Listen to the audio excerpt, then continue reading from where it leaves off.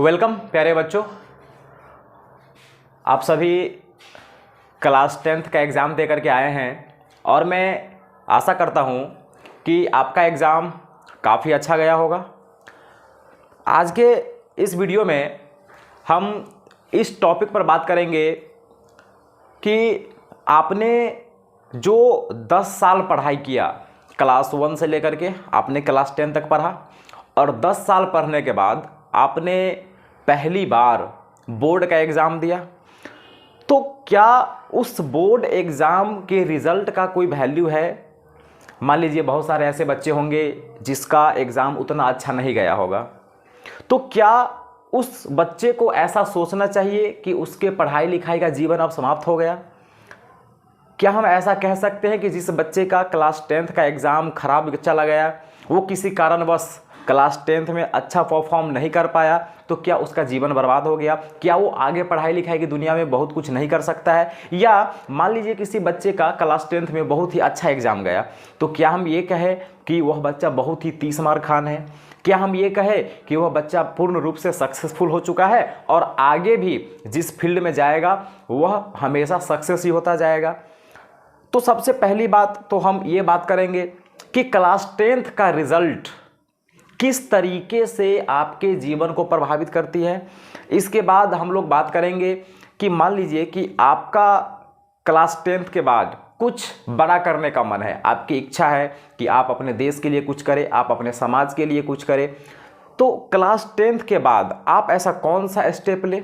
Class 10th के बाद आप किस फील्ड में जाएं ताकि आप देश के लिए, आप अपने गांव समाज के लिए कुछ बड़ा कर सके? क्योंकि बहुत सारे लोगों का सपना होता है ये कि हम कुछ बड़ा करें। वो कहते हैं ना कि कुछ ऐसे लोग होते हैं समाज में जिनके नाम से पूरा जो है गांव का नाम खराब हो जाता है, और कुछ ऐसे भी लोग होते हैं जिनके नाम से उस गांव का नाम चलता है।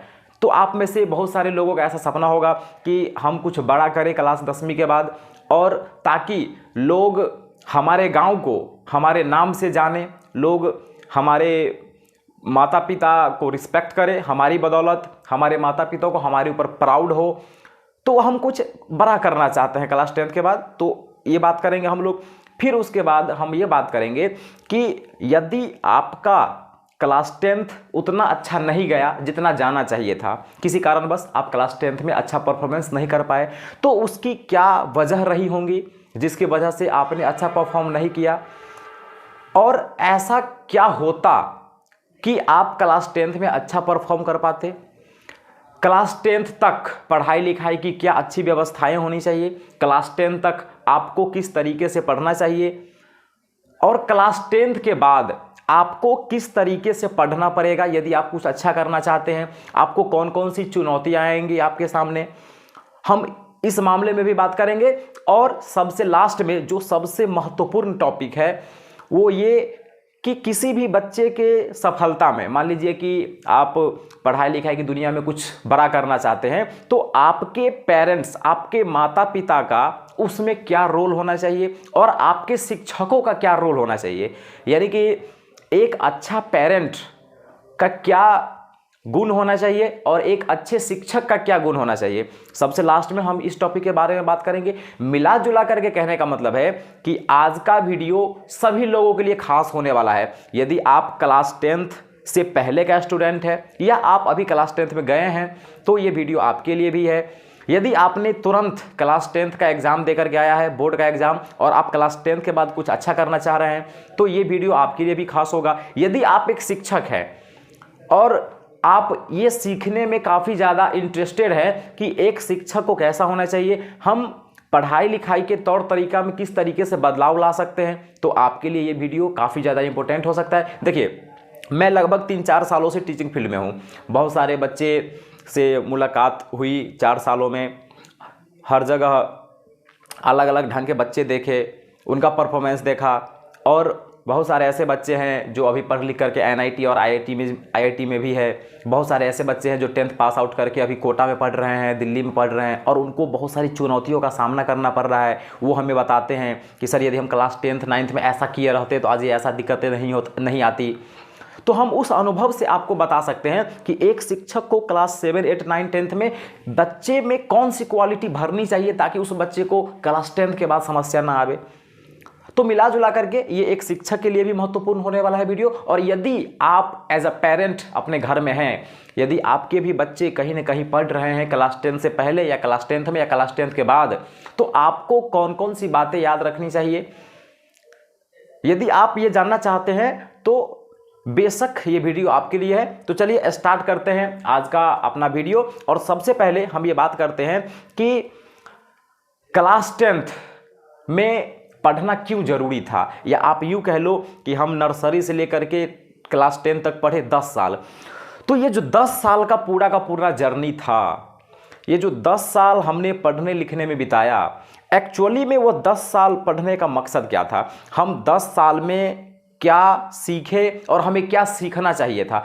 क्या हम 10 साल सिर्फ इसलिए पढ़े ताकि क्लास 10th में 80%, 90% मार्क आ जाए, या हम 10 साल पढ़े और 80 और 90% मार्क नहीं आ पाया तो क्या हम सुसाइड कर ले।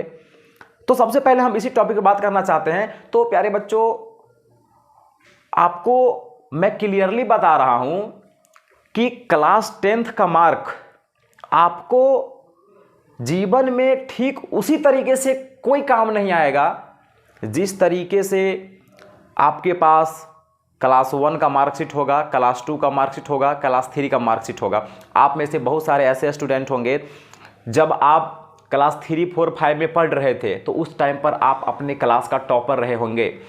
आप अपने क्लास में जब पहला स्थान पर आते रहे होंगे तो आपको एक अलग लेवल का खुशी फील होता रहा होगा। लेकिन जब आप अभी क्लास 10th में आ गए हैं या क्लास 10th पास कर गए हैं तो आपको फाइनली ये पता चल रहा होगा कि उस टाइम पर हम जो इतना खुश हो रहे थे उस रिजल्ट को लेकर के, एक्चुअली में उतने काम का नहीं था। और जो बच्चे उस टाइम पर बहुत अच्छा रिजल्ट नहीं ला पा रहा था, लेकिन उसके बाद उन्होंने लगातार मेहनत किया और वो क्लास 10th में कुछ अच्छा कर पाया, तो उस बच्चे को ये लग रहा होगा कि भले ही उस टाइम पर मेरा रिजल्ट खराब हो गया लेकिन आज मेरा क्लास 10th अच्छा चला गया। तो उसी तरीके से आपको एक समय के बाद ये भी पता चलेगा कि क्लास 10th का मार्क भी उतना ही इंपॉर्टेंट होगा आपके लिए जितना अभी आपके लिए क्लास 5 का मार्कशीट इंपॉर्टेंट है।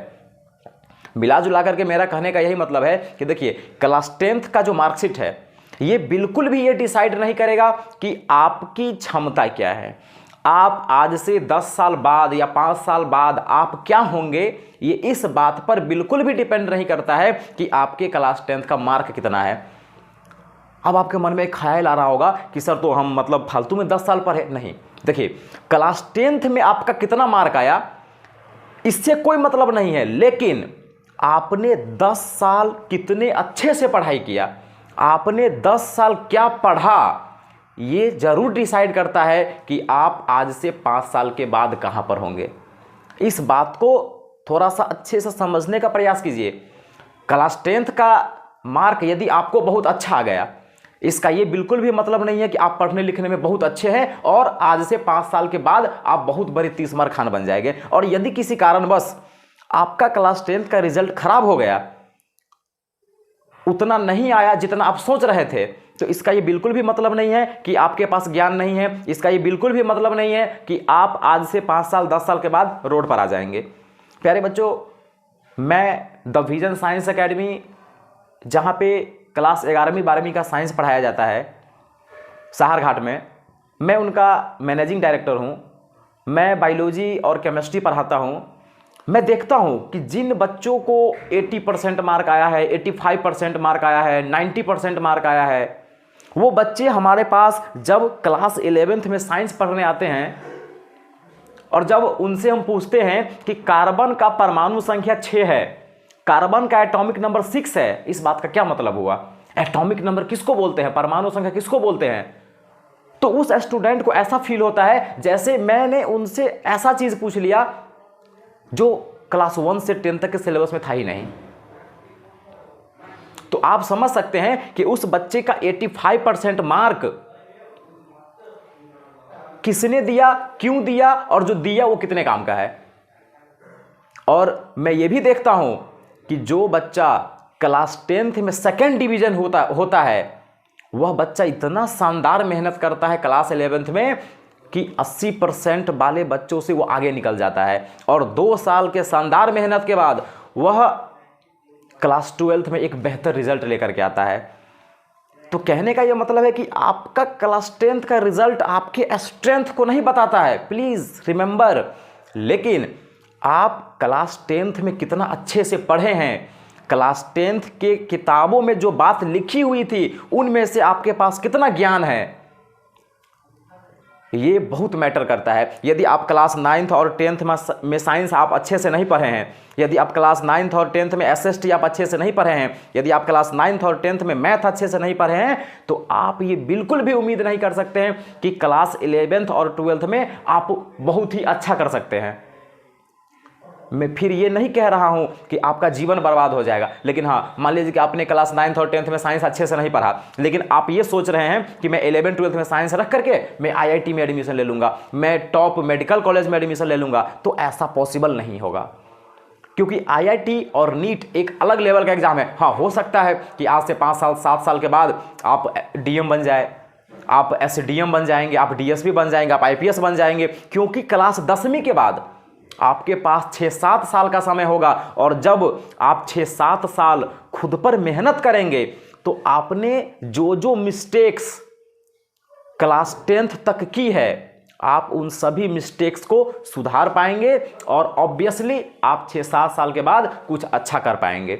आपने कभी सुना भी होगा बहुत सारे लोगों के बारे में, या आपने देखा भी होगा कि ऐसे ऐसे बच्चे होते हैं जो क्लास 10th में फेल कर गया, फिर लोगों ने उसको बहुत गाली दिया, गांव समाज, कि फेल कर गया, कैसा लड़का है, और वो लड़का एकदम अपना झोरा झंटी लिया और भाग गया बाहर, शहर चला गया कि अब आना ही नहीं है इस गांव में। और जब वो 7-8 साल के बाद आता है तो आता है सरकारी 4 चक्के में बैठ करके, और लोगों को पता चलता है कि लड़का तो BDO बन गया, लड़का SDM बन गया, लड़का IAS बन गया। और हाल ही में एक मूवी आई थी मनोज शर्मा के जीवनी पर, जो मूवी बनी हुई है 12th फेल, आपने उसमें देखा होगा, यदि आप वो मूवी देखे हैं तो आपको पता चला होगा कि किस तरीके से एक लड़का जो 12th में फेल हो गया, आप समझ सकते हैं कि जो बच्चा 12th में फेल हुआ उसके अंदर कितना कंटेंट रहा होगा, किताब का उसके पास कितना कम नॉलेज रहा होगा, लेकिन जब वो 4 साल 5 साल शानदार मेहनत किया तो सभी मिस्टेक्स को पूरा किया और फाइनली जाकर के IPS बना।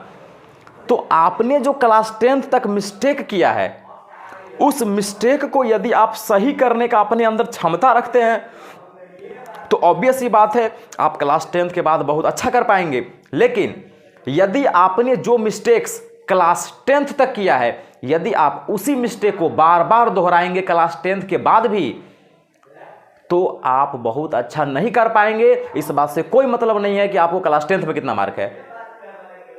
यदि आपको क्लास 10th में बहुत अच्छा मार्क है, मान लीजिए कि आपको क्लास 10th में 90% मार्क आ गया, लेकिन क्लास 10th के बाद आप बहुत अच्छे से नहीं पढ़ते हैं, आप लापरवाही करते हैं, आपको लग गया कि हमको बहुत अच्छा मार्क आ गया, हम अब कम पढ़ेंगे, तो फाइनली आपका क्लास 10th के बाद का जीवन ध्वस्त हो जाएगा। और हमने ऐसे बहुत सारे बच्चे को देखा है जो क्लास 10th में बहुत अच्छे होते हैं पढ़ने में, लेकिन क्लास 10th के बाद वो अपने ऊपर समय नहीं दे पाते हैं, नहीं देते हैं किसी कारण, बस गलत संगत में चले जाते हैं, गलत माहौल में चले जाते हैं, जिसके कारण वो बच्चा पूरा धीरे धीरे खत्म हो जाता है और उसका पढ़ाई लिखाई की दुनिया से पूरा कनेक्शन हट जाता है। तो ये था कि क्लास 10th का रिजल्ट कितना मैटर करता है। अब देखिए, मैं आपको एक बात और बताना चाह रहा हूं कि आप लोगों के मन में ख्याल आ रहा होगा कि सर के क्लास 1 से 10 तक हमें क्या क्या सीखना चाहिए था, ताकि आपको पता चले कि अब जब क्लास 10th के बाद आप पढ़ेंगे तो आपको वो सही करना है। तो देखिए प्यारे बच्चों, सबसे पहली बात, और जो भी शिक्षक सुन रहे हैं या जो भी पेरेंट्स सुन रहे हैं, वो कृपया आप अपने बच्चे के अंदर ये क्वालिटी डालने का प्रयास करें।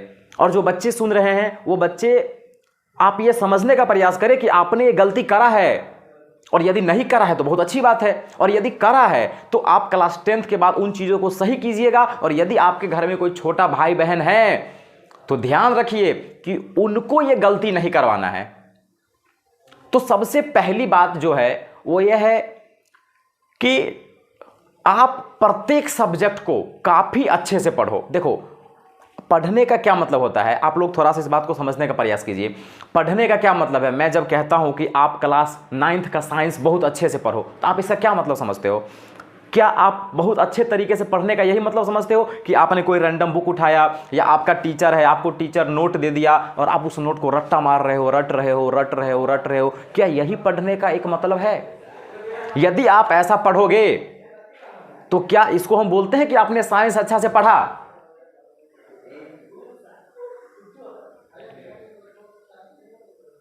तो प्यारे बच्चों, आप यदि ऐसा सोच रहे हैं तो आप बहुत ही गलत सोच रहे हैं।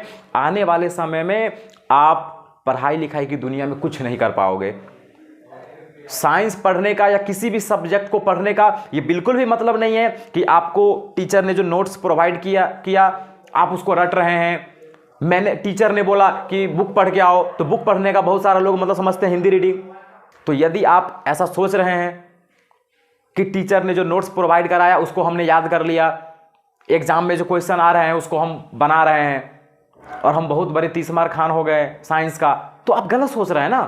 क्योंकि सबसे पहली बात है कि आपको जो नोट दिया गया वो नोट किसी दूसरे बंदे ने बनाया है और आप उसको रट रहे हो। तो आपने ना नोट बनाना सीखा, आपने ना बुक पढ़ना सीखा, आपने ना यह सीखा कि जब हम बुक पढ़ेंगे तो उस बुक में से जो काम का चीज़ है उसको कैसे एक्सट्रैक्ट करते हैं। आपने कुछ नहीं सीखा। क्योंकि देखिए, पढ़ने का सही मतलब क्या है? किसी भी सब्जेक्ट को पढ़ने का सही मतलब है कि आपके पास, देखिए, 3 चीज़ होना चाहिए आपके अंदर। यदि आप कहते हैं कि मैं पढ़ने में बहुत तेज हूं, या यदि आपके मन में चाहत है कि मुझे बहुत ही तेज स्टूडेंट बनना है, तो आपके अंदर 3 क्वालिटी होनी चाहिए। पहली बात कि आपके पास बुक रीडिंग की कैपेसिटी होनी चाहिए। बुक रीडिंग का ये बिल्कुल भी मतलब नहीं है कि आप पढ़ रहे हैं, वो तो रीडिंग हो गया ना, उसको बुक रीडिंग हो गया। वो बुक रीडिंग का वो मतलब नहीं होता है। आप बुक पढ़ रहे हैं, आप किताब से बात कर रहे हैं, आपको सब कुछ समझ में आ रहा है किताब क्या कहना चाह रहा है, और आपके मन में जो प्रश्न है वो फिर आप किताब से पूछ रहे हैं। फिर जब 2 लाइन आगे पढ़ोगे तो आपके उस प्रश्न का आंसर मिलेगा उसमें। तो जिस दिन आपने किताब से बात करना सीख लिया, आप समझ जाओ कि आपको बुक रीडिंग आ गया। और बुक रीडिंग के बाद आपको एनालाइज करने आना चाहिए कि बुक में क्या लिखा हुआ है, आपको उसको कनेक्ट करने आना चाहिए कि वो क्या कहना चाह रहा है। और तीसरी बात, आपने जो कुछ भी बुक में पढ़ा, जो कुछ भी समझा, वो आप अपने मेमोरी में सेव रखें। क्योंकि यदि आप जो पढ़ लिए वो यहाँ पर सेव आप नहीं कर पा रहे हैं तो आपका वो पढ़ना व्यर्थ है। तो आप सबसे पहले पढ़िए, एनालाइज कीजिए। दूसरा नंबर, आप उसको अपने मेमोरी में सेव रखिए। और तीसरा बात, आपने जो भी पढ़ा, जो भी कंसेप्ट को आपने अपने अंदर सेव किया, उसका फिर से एप्लीकेशन आपको आना चाहिए। जैसे मान लीजिए आपको टीचर ने पढ़ाया कि जब हमारे मसल्स में, जब हमारे मांसपेशिया में अवायवीय एनएरोबिक रेस्पिरेशन होता है तो लैक्टिक अम्ल बनता है। ठीक है, आपने रट लिया। जब आपसे क्वेश्चन पूछेगा जब हमारे मसल्स में अवायवीय शोषण होता है तो क्या होता है, तो आपने रट्टा मार के रखा है, तुरंत आपने लिख दिया लैक्टिक अम्ल बनता है। लेकिन जब आपको क्वेश्चन एप्लीकेशन बेस्ड क्वेश्चन पूछ देगा, वहीं पर आपको क्वेश्चन थोड़ा सा ट्विस्टेड फॉर्म में पूछेगा। आपसे पूछेगा कि जब हम लगातार दौड़ते हैं तो हमारे मांसपेशियों में दर्द होने लगता है, ऐसा क्यों? तो आपका दिमाग वहां पर फ्यूज हो जाएगा। आपको लगेगा ये कहाँ नोट में कहीं लिखा हुआ था। तो प्यारे बच्चों, इसी को बोलते हैं कि आपने जो कंसेप्ट पढ़ा उसका एप्लीकेशन आपको आना चाहिए। आपके पास इतनी क्षमता होनी चाहिए कि जब आपके सामने कोई नया क्वेश्चन आवे उस कंसेप्ट के आधार पर, तो आप उसको अटेम्प्ट कर पाओ। क्योंकि 10वीं के बाद का दुनिया पूरा बिहार बोर्ड जैसा नहीं है कि क्वेश्चन वही पूछा जाएगा जो आज से 10 साल में पूछा गया है। यानी कि बार बार क्वेश्चंस रिपीट नहीं होते हैं, कंसेप्ट के आधार पर नए नए क्वेश्चन पूछे जाते हैं। तो आपको कंसेप्ट का यूज करके नए क्वेश्चन बनाने के लिए उसका अप्लाई करने आना चाहिए। यदि आप इन तीनों चीज को कर पा रहे हैं तो आप समझिए आप एक अच्छे स्टूडेंट हैं। यदि आप क्लास 10th तक इन 3 चीजों को सीखे हैं तो आप समझिए कि आपने अच्छा किया। और यदि आप नहीं कर पाए हैं, यदि आपको कोई सिखाने वाला नहीं मिला, या यदि आप किसी भी कारण बस ये 3 काम नहीं सीख पाए हैं, तो आप क्लास 10th के बाद इन 3 चीज़ों को सीखने का प्रयत्न कीजिए। और मैं आपको एक बात और बता रहा हूं कि क्लास 10th के बाद आपका कुछ भी ड्रीम हो, कुछ भी ड्रीम, लेकिन यदि आपके पास ये 3 क्षमता नहीं है तो आप कभी भी ये नहीं सोचिएगा कि आप IIT निकाल देंगे। आप कभी भी ये नहीं सोचिएगा कि आप मेडिकल का एंट्रेंस निकाल पाओगे, क्योंकि ये एक अलग दुनिया है।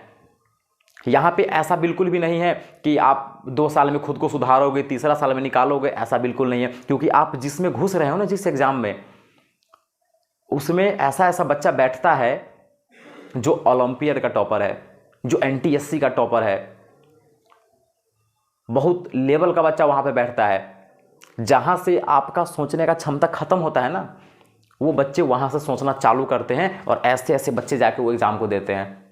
जिस दिन आप उस एग्ज़ाम में बैठ जाओगे उस दिन आपका अक्ल ठिकाना पे आ जाएगा, आपको समझ में आएगा कि पढ़ाई लिखाई किसको बोलते हैं। और जितने भी शिक्षक आपको ये कहते हैं ना कि हम आपको आईआईटी का तैयारी करवा देंगे, नीट का तैयारी करा देंगे, आपको उस दिन समझ में आएगा कि ये सब आपको बेवकूफ़ बनाया जा रहा है, सब बेवकूफ़ बनाया जा रहा है आपको। तो आप इन बातों का ध्यान रखिए। यदि आप साइंस लेकर के सहरघाट में पढ़ना चाहते हैं, मधुबनी में पढ़ना चाहते हैं, दरभंगा में पढ़ना चाहते हैं, तो प्लीज़ रिमेंबर, इन तीनों में कोई अंतर नहीं है। आप समझिए इस बात को। यदि आप सहरघाट में साइंस पढ़ते हैं 11वीं 12वीं में, यदि आप मधुबनी में पढ़ते हैं, यदि आप दरभंगा में पढ़ते हैं, तीनों सेम चीज़ है। आप ऐसा बिल्कुल नहीं सोचिएगा कि दरभंगा में मेडिकल एंट्रेंस का तैयारी होता है, आप ऐसा बिल्कुल नहीं सोचिएगा दरभंगा या मधुबनी में आईआईटी का तैयारी होता है, आप ऐसा बिल्कुल नहीं सोचिएगा कि सहरघाट में आईआईटी का तैयारी कराया जाएगा। कोई नहीं कराएगा। ठीक, हो सकता है कोई लोग करा रहा होगा, आपको कुछ दिन के बाद खुद समझ में आ जाएगा कि वो आपको बेवकूफ़ बना रहा था। हम लोग तो ओपनली बोलते हैं, the vision science academy is not preparing for IIT और नीट एग्जामिनेशंस, क्योंकि हमारे पास शिक्षक नहीं है। और हमारे पास शिक्षक इसलिए नहीं है क्योंकि हम उतना फीस नहीं लेते हैं। हम फीस उतना ही लेते हैं जितना बिहार बोर्ड के लिए होना चाहिए। तो दोस्तों ये था कि आप क्लास 10th में यदि किसी कारणवश अच्छा नहीं कर पाए तो क्या आप आगे कुछ अच्छा नहीं कर सकते हैं, या कर सकते हैं तो कैसे कर सकते हैं, आपको क्लास 10 तक कौन कौन सी गलतियां नहीं करनी चाहिए थी, और यदि आपने की है तो उसको आप सही कैसे करेंगे, ये हमने जान लिया। अब हम ये जानने का प्रयास करते हैं कि सर हम क्लास 10th के बाद क्या करें। क्लास 10th एग्ज़ाम देकर के आ गए, 1 महीने के बाद रिजल्ट भी आ जाएगी, लेकिन हमें कुछ समझ नहीं आ रहा है कि हम करें तो करें क्या। कुछ लोग कह रहा है साइंस ले ले, कुछ लोग कह रहा है आर्ट ले लो, कुछ लोग कह रहा है कॉमर्स ले लो। तो देखो, यदि आप ये समझ नहीं पा रहे हैं, यदि आप कन्फ्यूज़ हो रहे हैं कि हमें क्लास 10th के बाद क्या करना है, हमें कोई गाइड करने वाला अच्छे से मिल जाए, तो आप आइए Saharghat the vision science academy में। आपको हम फ्री में गाइड करेंगे, हम आपको फ्री में बताएंगे, आपसे 1 रुपया चार्ज नहीं लेंगे ये बताने का कि आपको क्लास 10th के बाद क्या करना है। आप आइए, हमसे कांटेक्ट कीजिए, हम आपको पूरा का पूरा रास्ता बताएंगे, क्लियर बताएंगे कि आपको क्या करना है और आपको जो करना है वहाँ तक क्या रास्ता है, आपको पूरा रास्ता बताया जाएगा। आप आइए, हमारे नंबर पे कांटेक्ट कीजिए, आपको वहाँ पे एड्रेस भेज दिया जाएगा और आपसे हम आमने सामने बैठ करके आपको सब कुछ बता देंगे कि आपको क्लास 10 के बाद क्या करना है। खैर, यहाँ पे आपको मैं थोड़ा सा बात बता देता हूँ। देखिए, आप क्लास 10 के बाद कुछ भी सब्जेक्ट लीजिए, कोई भी सब्जेक्ट लीजिए, लेकिन एक बात याद रखिएगा, सब्जेक्ट 2 चीज़ को देखते हुए लेना चाहिए। पहला, इंटरेस्ट, कि आपको कौन सा सब्जेक्ट पढ़ने में इंटरेस्ट है या आपका क्या ड्रीम है। जैसे कि मान लीजिए कोई बच्चा डॉक्टर बनना चाह रहा होगा, ठीक है, तो वो आपका इंटरेस्ट है या आपका ड्रीम है, तो सिंपल सा फंडा है, आपको बायोलॉजी लेना पड़ेगा क्लास 11th में। यदि आप बायोलॉजी नहीं लोगे तो आप डॉक्टर कैसे बन पाओगे, तो सिंपल सा फंडा हो गया। तो पहली बात इंटरेस्ट। दूसरा, स्ट्रेंथ, आपके पास कितनी क्षमता है। यदि आप क्लास 10 तक बहुत तेज तरार स्टूडेंट रहे हैं या आप क्लास 10 तक बहुत तेज नहीं रहे हैं, लेकिन आपको लगता है कि जो गलतियां हमने करी क्लास 9 10th में उसको हम सही कर लेंगे क्लास 11 12th में, हम क्लास 11 12th में थोड़ा ज़्यादा मेहनत कर लेंगे, तो आप बायोलॉजी रख सकते हैं मेडिकल की तैयारी के लिए, एमबीबीएस बनने के लिए। क्योंकि यदि मान लीजिए आपके पास इंटरेस्ट है, आपको मज़ा आ रहा है डॉक्टर बनने में, लेकिन आपके पास क्षमता नहीं है उतना, यदि आपको 12 घंटा पढ़ने का कैपेसिटी नहीं है, आपको 10 घंटा पढ़ने का कैपेसिटी नहीं है, तो आप कैसे निकाल पाओगे मेडिकल एंट्रेंस। तो सिर्फ इंटरेस्ट होने से नहीं होगा, स्ट्रेंथ होनी चाहिए। तो ये 2 चीज़ को ध्यान रखिए और ये 2 चीज़ को ध्यान में रखते हुए आप किसी भी सब्जेक्ट का चुनाव कीजिए। यदि आप कन्फ्यूज हो रहे हैं तो मैंने बता दिया, आप कांटेक्ट करिए हमसे, आपको हम बताएंगे कि उसके बाद क्या करना है। और इसके बाद एक बात और आपको बता देते हैं प्यारे बच्चों, कि जब आप क्लास 10th के बाद साइंस लेकर के पढ़ने जाएंगे किसी भी कोचिंग इंस्टीट्यूट्स में, तो वहाँ पे मैनिपुलेशन का धंधा बहुत चलता है। मैनिपुलेशन समझते हो, ब्रेन वॉश, ठीक है, आपको बेवकूफ़ बनाया जाएगा, आपका बिना मतलब का तारीफ किया जाएगा, आपसे पूछा जाएगा बच्चों 4 और 4 को गुना करेंगे तो कितना आएगा, आप बोलोगे सर 16 आएगा। और वहाँ पे तुरंत तारीफ कि बाप रे इतना इंटेलिजेंट बच्चा, 1 सेकंड में बता दिया 4 और 4 का गुना करेंगे तो 16 आएगा, इतना इंटेलिजेंट तो मैंने कभी देखा ही नहीं। आप हमारे कोचिंग को ज्वाइन कीजिए, गारंटी देते हैं 2 साल में आप MBBS बन जाइएगा। आपके गार्जियन को भी इसी तरीके से बेवकूफ़ बनाया जाएगा और आपको कहेगा ठीक है एकदम 15,000 रुपये जमा कीजिए 1 साल का, 25,000 जमा कीजिए, 1 लाख जमा कीजिए। जब आप जमा कर दोगे तब आपको पता चलेगा अरे भाई वो तो झूठ बोल रहा था, ना उसके पास वैसा टीचर है और ना हम उतना इंटेलिजेंट थे जितना उन्होंने हमको कहा, ये तो हमसे पैसा ठग लिया। और जब आप 1 साल का पैसा एक बार दे चुके हो तो आप बीच में छोड़ के नहीं आ सकते हो ना, आपका पैसा डूब जाएगा उसमें। तो आप इन चीज़ों का काफ़ी ध्यान रखें। यदि आप एक शर्ट खरीदने जाते हैं जो 6 महीने 4 महीने में ख़राब हो जाना है, उसके लिए आप 10 दुकान पर घूमते हो, आपके पूरे जीवन का सवाल है।